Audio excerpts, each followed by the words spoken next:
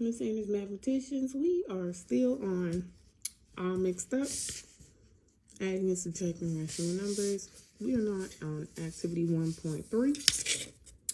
And notice you got a whole bunch of practice. Yeah, you got some fractions, got some decimals.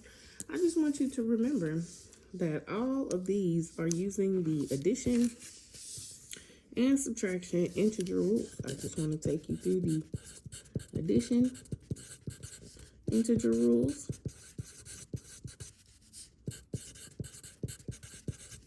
Those addition integer rules are,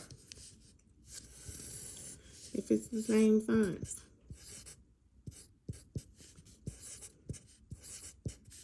you add. Same sign, add.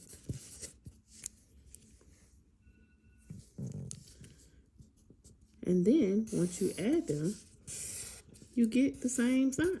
So add two positives, get a positive, add two negatives, get a negative. Now, if they are different signs, so let's say it was a big positive and a little bitty negative, you're going to subtract. Even if it was a big positive and a little, or a big negative and a little positive, you're going to subtract because they're different signs. Different signs, subtract, okay?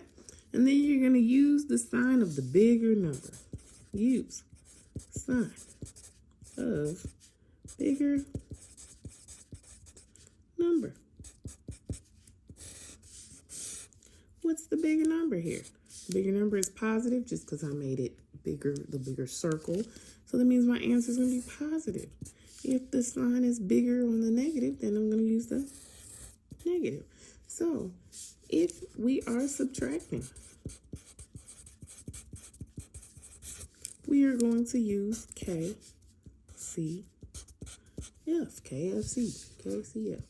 All right, which means you keep the first sign, you change it, and then flip it. Let's give an example. So let's say we have 1/2. We'll say negative. And we'll say we are subtracting a negative 1/3. Okay, so we're going to keep the negative 1/2. Keep it. We're going to change the subtraction to addition. And then we're going to flip the 1/3. It is now positive. No more negative. No more negative. And now you solve it using in addition rules. They are different signs. You subtract them. And then use the sign of the bigger number. 1/2 is bigger than 1/3. So we're going to, the answer is going to be, oh no, excuse me. The answer is going to be negative. And we're back. The answer is going to be negative. So now, let's go through some of these problems. I'll go through the first two with you, and the rest, I need you to work it out. You got it.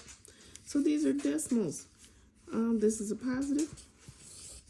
This is a negative, which tells me I'm going to add them. It tells me I'm going to different signs, subtract. So let me line them up so I can subtract. I'm going to put my bigger number first. How do I know it's the bigger number? Because the 4 is bigger than the 3 before the decimal. So I'm going to line them up, add zeros in places I need to, and then I'm going to subtract. So 1, 0, 5.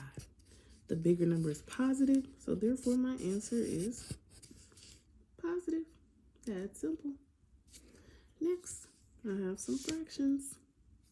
Oh gosh, they do not have the same common denominator. So we're going to find the least common denominator, least common multiple, whatever you call it. They are 3 and 8. Okay, so I got the box. Let's list them out. 3, 6, 9, 12, 15. Let's look at this one.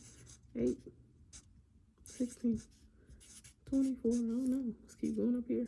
18, 21. Oh no, run out of space. 24. Oh, there we go. We found the ones they have in common, which is 24 and 24. So I'm going to rewrite these with 24s underneath them.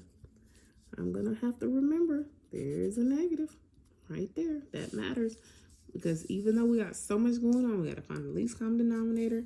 We also got to follow integer rules when solving the problem. So we can't forget the integers. But we still got to figure out, how did I get from 3 to 24? I'm going to count 1, 2, 3, 4, 5, 6, 7, 8. I got there by multiplying times 8. And whatever I do to the bottom, I do to the top. 2 times 8 is 16.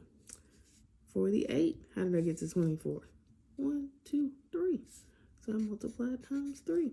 And what I do to the bottom, I do to the top. 5 times 3 is 15. So now I got integer rules. I got a negative, I got a positive. I'm going to subtract because they're different signs. Negative and a positive. Subtract. And then we use the sign of the bigger number. 16 is bigger than 15. So that means the answer will be negative. 16 minus 15 is 1. So that's my answer. You got the rest of this. Use scratch paper if you need it. Remember our ordering integers and all of that. Like, remember our practice with that. You got it. Ask questions. Just remember, did I do the common denominators? Did I use integer rules? And did I solve? And then you'll be okay. And don't forget, the bottom ones are subtraction. So don't forget to change those to addition. So it'll be easier. All right.